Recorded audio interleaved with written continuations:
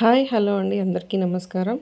ఈరోజు నేను మటన్ కాళ్ళ కూర ఎలా వండాలో చూపిస్తున్నాను. దీన్ని పాయ కూర అని కూడా అంటారండి.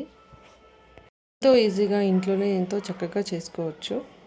ముందుగా ఒక కుక్కర్ తీసుకోండి. దాంట్లో ఆయిల్ వేసి బాగా వేడెక్కాక దాంట్లో కొంచెం బిర్యానీకు మిరియాలు వేసుకోవాలి.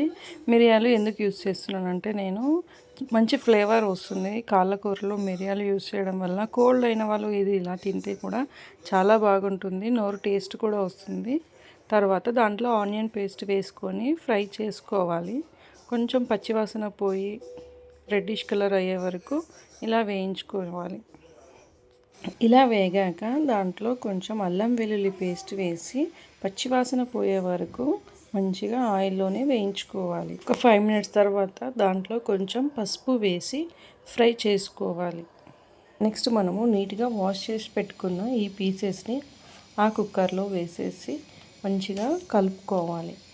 ఆ ముక్కకి ఆనియన్ పేస్ట్ అనేది బాగా పట్టించి విధంగా కలుపుకోవాలి. తర్వాత క్యాప్ పెట్టేసి ఒక 5 మినిట్స్ తర్వాత క్యాప్ తీయాలి. తర్వాత వాటర్ అనేది సపరేట్ అవ్వాలి. ఇలా వీడియోలో చూపిస్తున్న విధానంగా మంచిగా కలుపుకొని దాంట్లో మీకు సరిపడినంత ఉప్పు, కారం వేసి ఫ్రై చేసుకోవాలి. ముక్కకు బాగా పట్టే విధంగా కలుపుకుంటే చాలా టేస్టీగా ఉంటుంది. లేదంటే పచ్చి పచ్చిగానే ఉంటుంది. మిరియాలు వాడడం వల్ల నేను కొంచెం కారం తక్కువగానే వేసుకున్నాను.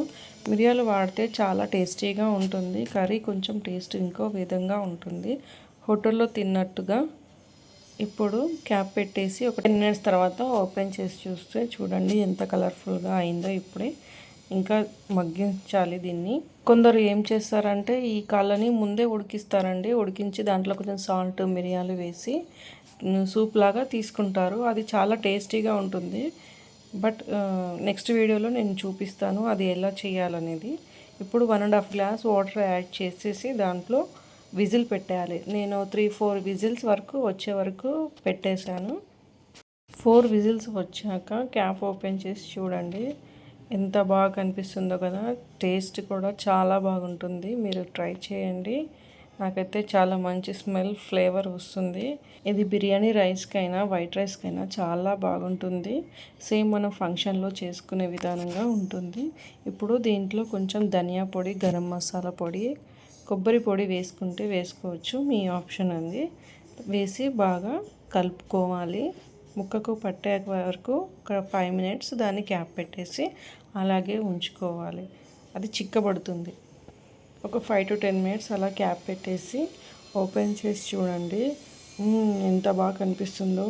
కనిపించడమే కాదండి, టేస్ట్ కూడా చాలా బాగుంటుంది.